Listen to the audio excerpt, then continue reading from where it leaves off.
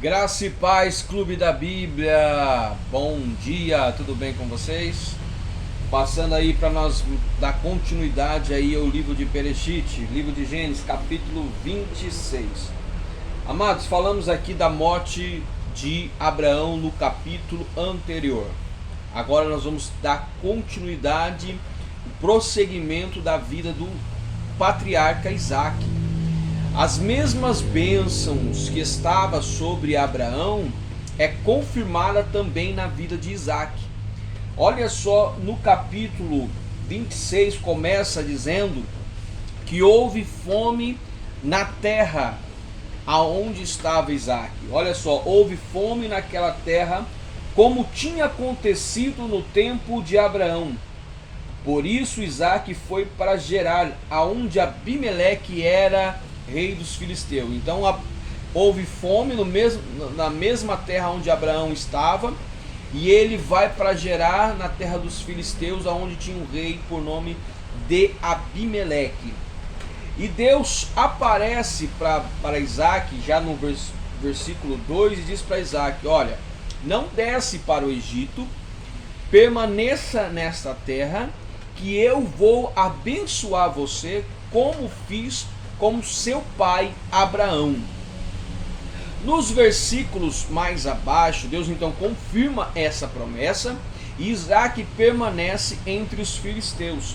Só que chegando na terra dos filisteus, Isaac comete o mesmo erro do pai, dizendo para os homens daquela cidade que Rebeca não era sua mulher e sim a sua irmã. Nesse caso, Isaac estava mentindo, porque Rebeca era sua mulher e também a sua prima, tá? Quem sabe naquela época, quando alguém era da mesma família, se dizia minha irmã. Poderia sim dizer que ele estaria omitindo, mas ela era prima de Isaac, não irmã, como no caso de Sara e Abraão, que era meia irmã, tá? Chegando lá, ele também comete esse mesmo erro. Só que nesse caso ninguém havia tomado ela como mulher, como tomou Sara, a sua mãe. Nesse caso, o rei Abimeleque, observando a Isaac, viu ele acariciando ela.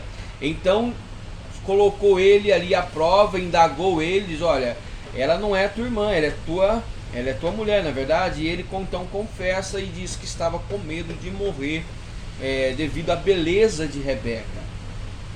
E ali então o rei Abimeleque instrui todos os homens daquela cidade a não tocar em Rebeca. E também advertiu a Isaac: olha o mal que você ia me causar. Qualquer homem de bem dessa cidade poderia ter pegado ela e se deitado com ela, achando que ela era sua irmã. Mas nesse caso, todos os homens foram advertidos a não tocar em Rebeca. No versículo 12, a Bíblia diz: olha, Isaac formou lavoura naquela terra, no mesmo ano colheu 100 por um, porque o Senhor o abençoou. O homem enriqueceu e a sua riqueza continuou a aumentar, até ficou riquíssimo, pois possuía tanto rebanhos e servas que os filisteus invejaram.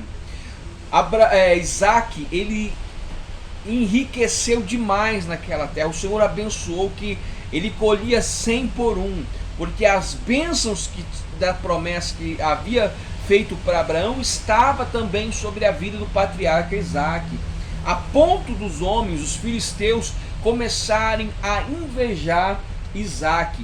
Isaac ele começa a encontrar oposição dentro daquela terra por ser abençoado por Deus, por ser próspero. Ele se tornou rico. Isso é uma lição para a gente, que não importa o lugar, o que importa é a bênção do Senhor estar sobre nós. Vejamos aqui que nessa terra, Isaac, lá a partir do versículo 19, os servos de Isaac começam a cavar e descobriram um veio d'água no meio daquela terra. É como se achasse, ganhasse na loteria, encontrasse um veio d'água em pleno uma terra árida, sequíssima, ou seja, uma fonte que era a manutenção de toda a lavoura, de todo o seu gado. Só que os homens começam a entulhar os seus poços. Ele cava um poço, eles começam a invejar, e Isaac, ele não contenta com aqueles homens, ele abandona, ou seja, Deus prospera ele e ele abre mão e vai para outro lugar, e ali ele achava outro veio da água, vinha esses homens com inveja e ele abria mão novamente, até que Isaac sai da terra dos filisteus e vá para Berseba. Ele sai da terra dos filisteus sobre o domínio do rei Abimeleque.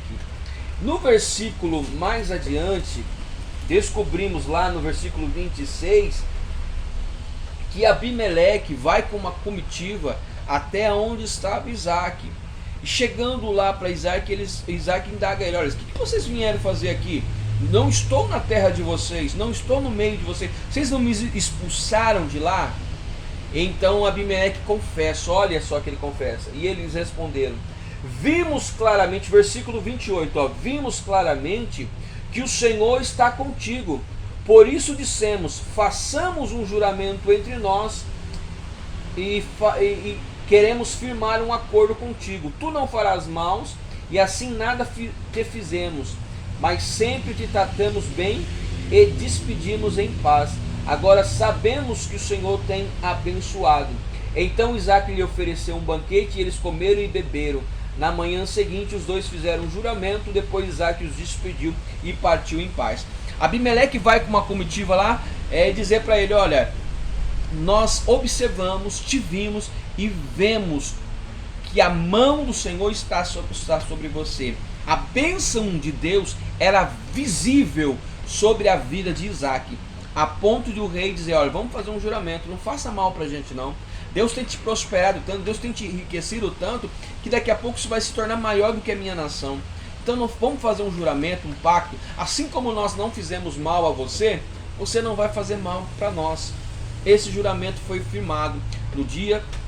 E então Isaac, com o seu coração de servo, faz aquele juramento e depois faz um banquete para aquela comitiva, e no dia seguinte despede o rei Abimeleque e eles retornam para a terra de Gerar. No mesmo dia, Isaac recebe uma notícia que encontraram outro veio d'água, e ali aquele lugar se torna próspero também. Olha só, naquele versículo 32, naquele mesmo dia os servos de Isaac vieram falar sobre o poço que tinha cavado e disseram: achamos água. Isaac lhe deu o nome de Seba.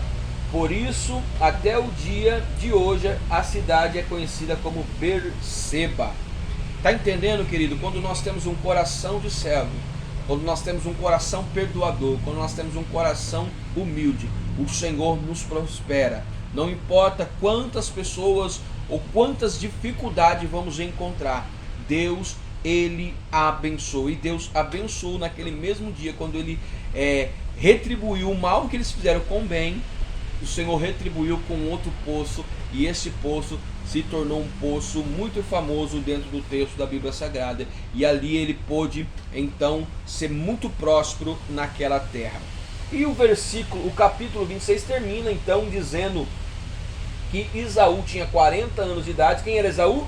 Filho de Isaac e Rebeca, e escolheu por mulher Judite, filha de Beeri, um etita. Ou seja, aqui já começa então textos falando de Esaú, que Esaú, ao invés de fazer como seu pai, como Abraão tinha ordenado, de pegar mulher entre a sua parentela, ele conhece uma etita no povo onde ele estava vivendo, uma mulher por nome de Judite, e se casa com ela. O texto do capítulo, esse texto é o término do capítulo 26, e vamos continuar então na próxima aula até o capítulo 27. Deus abençoe todos vocês.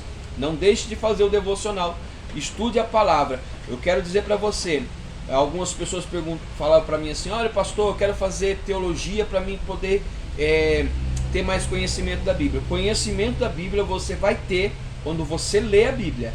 Teologia, ela te ensina você a aplicar aquilo que você está lendo. Ali você vai ter panorama bíblico, ali você vai ter homilética, exegese, você vai ter entender angiologia, você vai entender o Apocalipse, que as mensagens dos últimos tempos. Então você vai aplicar aquilo que você vai estar lendo. Se você não ler a palavra de Deus, se você não estudar os textos, a teologia não vai funcionar para você, tá bom? Deus abençoe a todos, até a próxima aula em nome de Jesus.